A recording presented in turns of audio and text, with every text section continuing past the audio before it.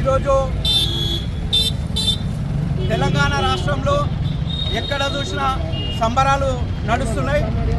మరి మెదక్, నిజామాబాద్, కరీంనగర్, ఆదిలాబాద్ ఈ యొక్క ఎమ్మెల్సీ ఎన్నికల్లో టీచర్స్ అభ్యర్థిగా కల్క కొమరయ్య, మరి అదేవిధంగా గ్రాడ్యుయేట్ అభ్యర్థి అంజిరెడ్డి గారు ఇద్దరు కూడా ఘన విజయం సాధించడం జరిగింది.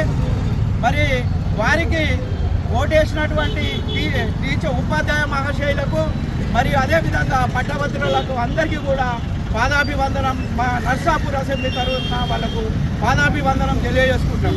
ఎందుకంటే ఈరోజు టీచర్స్ కానీ మరి పట్టభద్రులు కానీ వారి ఓటు వేసి మరి ఇద్దరి విజయానికి మరి నరేంద్ర మోడీ గారు బలపరిచిన ఇద్దరు ఎమ్మెల్సీ అభ్యర్థులను ఘనంగా గెలిపించడం జరిగింది. ఈరోజు పట్టభద్రులు అంటే, టీచర్స్ అంటే మేధావులు, వీళ్ళు ఉత్తములు, వీళ్ళంతా కూడా ఓటేసిందంటే మరి దేశ అభివృద్ధి, రాష్ట్ర అభివృద్ధి కావాలనే ఉద్దేశంతో వీళ్ళంతా కూడా మరి బీజేపీకి ఓటేయడం జరిగింది. ఈరోజు ప్రపంచంలో చూసుకున్నట్టయితే నరేంద్ర మోడీ గారు మరి మన భారతదేశాన్ని ప్రపంచ స్థాయికి తీసుకుపోయి మరి అభివృద్ధిలో ముందుగా నడిపిస్తున్న నరేంద్ర మోడీ గారు మరి ఇంతవరకు 10-15 సంవత్సరాల నుంచి మరి కుటుంబ పరిపాలన తెలంగాణ రాష్ట్రంలో జరిగి మరి అమలు కాని హామీలన్నీ ఇచ్చి ఈరోజు తెలంగాణ రాష్ట్రాన్ని మొత్తం అభివృద్ధి లేకుండా చేసిరు, తెలంగాణను మొత్తం దోసుకున్నారు.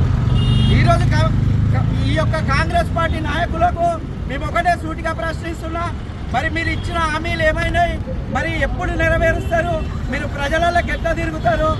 ఈరోజు భారతీయ జనతా పార్టీకి ఆదరణ కలుగుతున్నది. మరి మీరు ఇచ్చిన హామీలన్నీ నెరవేర్చినట్టయితేనే మరి ప్రజలు మిమ్మల్ని తిరగనిస్తారు. మరి ఈ యొక్క ఎమ్మెల్సీ ఎన్నికల్లో మీరిద్దరిని కూడా గెలిపించినందుకు మేము నర్సాపూర్ అసెంబ్లీ తరఫున అందరికీ కూడా పేరు పేరున మా యొక్క పాదాభివందనాలు తెలియజేస్తూ మరి రాబోయే సార్వత్రిక ఎన్నికల్లో కూడా మరి భారతీయ జనతా పార్టీ ఘన విజయం సాధిస్తుంది. మరి అందరికీ కూడా ఓటర్స్ కూడా ఇప్పుడు తెలిసింది ఏంటిదంటే నరేంద్ర మోడీ గారు అయితేనే అభివృద్ధి సాధ్యమవుతుంది, వేరే ఎవరితో కూడా సాధ్యం కానేది ప్రతి ఓటర్ కూడా తెలిసిపోయింది. ఈరోజు గ్రామ స్థాయి వరకు కూడా నరేంద్ర మోడీ పేరు మరి వినిపిస్తుంది.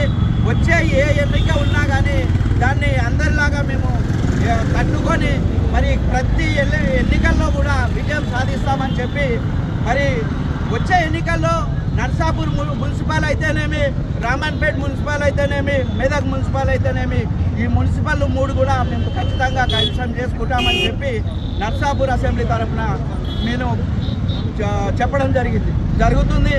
అదేవిధంగా ప్రతి సర్పంచ్, ఎంపీటీసీ, జడ్పీటీసీ ఏ ఎన్నిక వచ్చినా కానీ మేమందరం కూడా కష్టపడి పనిచేస్తాం.